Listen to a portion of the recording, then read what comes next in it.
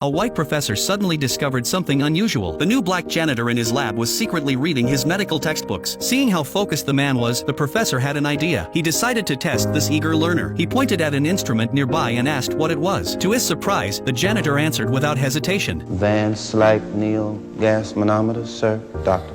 The professor could hardly believe it. The answer was completely correct. Next, he asked to see the janitor's hands. After only a moment of observation, the professor was astonished. He handed him a pair of tongs and told him to pick up a test tube. Thomas did it with ease. The professor then raised the difficulty, asking him to use his left hand. But Thomas completed the task just as smoothly. He even picked up a cork and sealed the bottle with a quick twist. His skillful movements delighted the professor. Even the professor's college students were not this capable. The very next day, Thomas was promoted to lab assistant. But when his wife heard the news, there was no joy on her face, because the title sounded important, but the pay was only $12 a week. That was just a third of what he earned as a carpenter. Still, Thomas valued the long-term future this job could bring. Sweetheart, it's important work, and it's a real opportunity, and I love what I'm doing.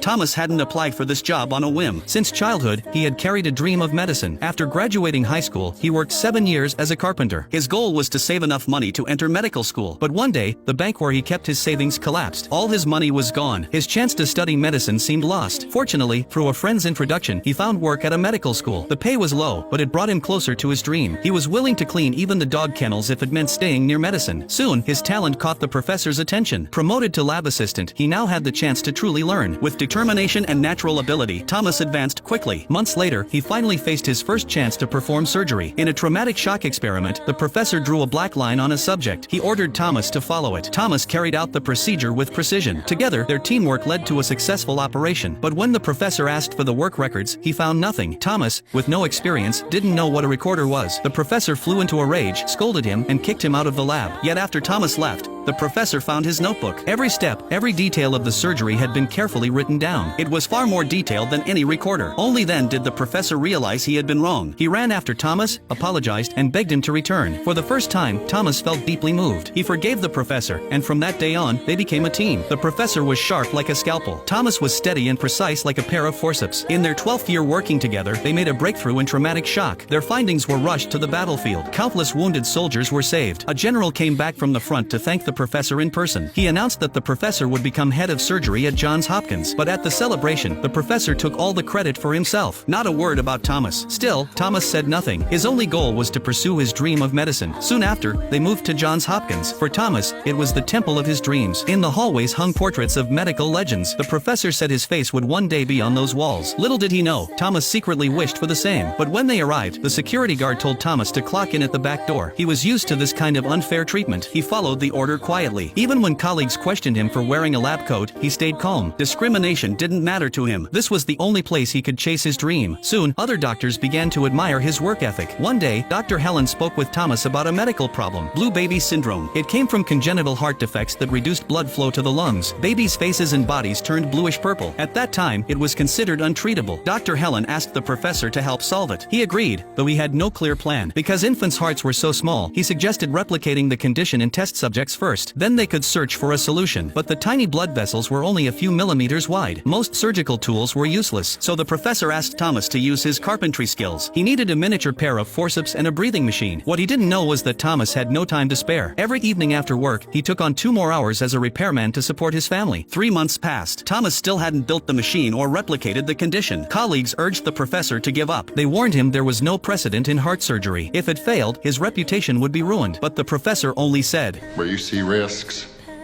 I see opportunity."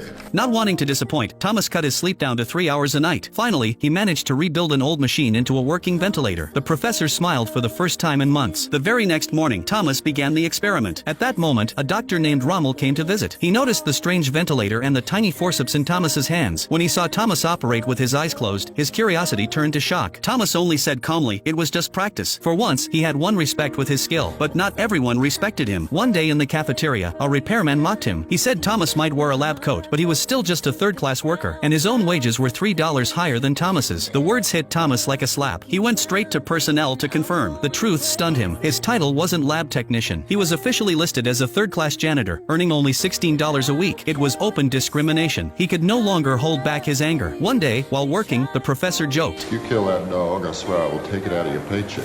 That was the breaking point. Thomas stopped what he was doing, took off his coat, and walked out. The professor begged him to stay. He told him to ignore the money and focus on the value of the work. But Thomas had a family to feed. The professor could never understand that struggle. After Thomas left, the experiment's oxygen levels reached the perfect point. It meant he had successfully recreated blue baby syndrome. The professor regretted not stopping him. That night, he went to the dean. He insisted Thomas was worth 10 students, and without him, the research was impossible. Moved by his plea, the dean agreed to change the rules. The professor then went to Thomas's home for the first time in 13 years. He told him he had secured a raise, an extra $7 a week. Past wages would also be adjusted, and his title would be raised to surgical technician. Thomas forgave once again and returned to the lab. With his help, they successfully tested a treatment method. At last, there was hope for the blue babies. Soon, the professor contacted parents of sick children. They prepared for surgery. But when he called for assistance, every top doctor lowered their head. The risk was too great. Even the dean begged him to delay, but the professor refused. The child was too ill. As a doctor, he could not stand by and watch. The next day, the historic surgery began. The room was filled with medical elites eager to see. But just as the operation was about to start, the professor was shocked. Thomas was not in the room. He sent people to look for him, and what they discovered was a secret powerful enough to change both their lives forever. Want to know what happened next? Follow me, and I'll share the rest of the story soon.